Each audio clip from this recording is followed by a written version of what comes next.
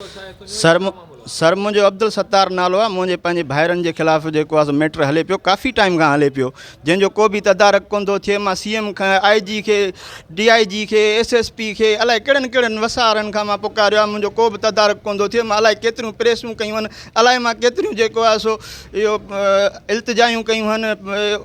छा तव्हांखे मां ॿुधायां, काफ़ी फ़ैसिला थिया आहिनि, 8-10 फ़ैसिला थिया आहिनि, कंहिं बि फ़ैसिले ते मञनि कोन था। मुंहिंजा भाइर एतिरा कूड़ा आहिनि जो फ़ैसिलो मञनि पाण कोन था, पर जॾहिं फ़ैसिले तां ॿाहिरि निकिरी अचनि था पोइ माण्हुनि खे चवंदा हीउ फ़ैसिलो नथो मञे।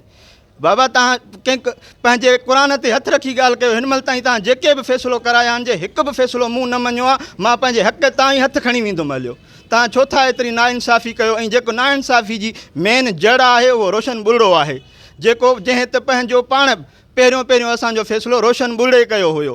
रोशन बुलड़ो एतिरो न आयल आहे जो हाणे माण्हुनि खे चए थो त जेको मूं पहिरियों फ़ैसिलो कयो आहे हिननि न मञियो आहे। रोशन बुलड़ा तूं क़ुर ते हथु रखी तूं ॻाल्हि कर त असां फ़ैसिलो न मञियो आहे, असां पंहिंजे हक़ तां हथी खयोंसीं। तूं एतिरो नाइंसाफ़ी असां सां छो थो करीं?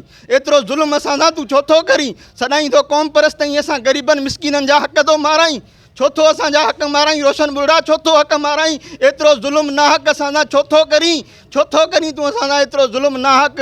जेको आहे सो जेको असांजो फ़ैसिलो करे थो या जेको असांजो मसइलो हल करे थो उनखे सियासी रंग ॾेई, ऐं जेको आहे सो तूं उन्हनि खे फ़ोन करे चवीं थो त जेको आहे सो हिननि खे फ़ैसिलो ते पाबंद न कयो। छो थो तूं एतिरो ज़ुल्म असां सां करीं?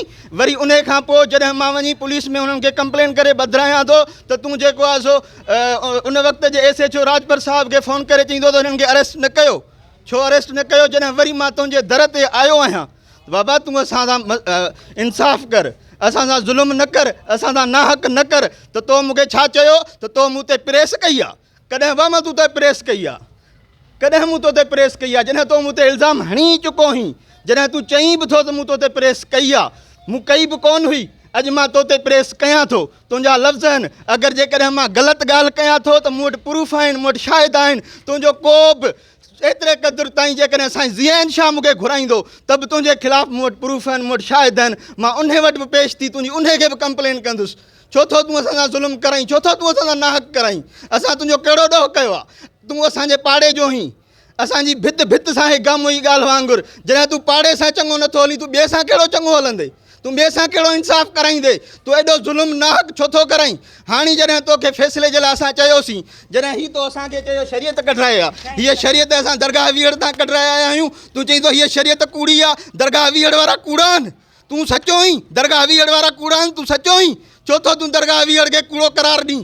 रोशन बुलड़ा कुझु इंसाफ़ कर, कुझु ख़ुदा जो ख़ौफ़ कर। भरणो अथई क़बर में, न मां गॾु हलंदो में, न मुंहिंजा भाइर गॾु हलंदई। सर मुंहिंजे भाइरनि जो नालो आहे पठान, निसार ऐं मुख़्तियार।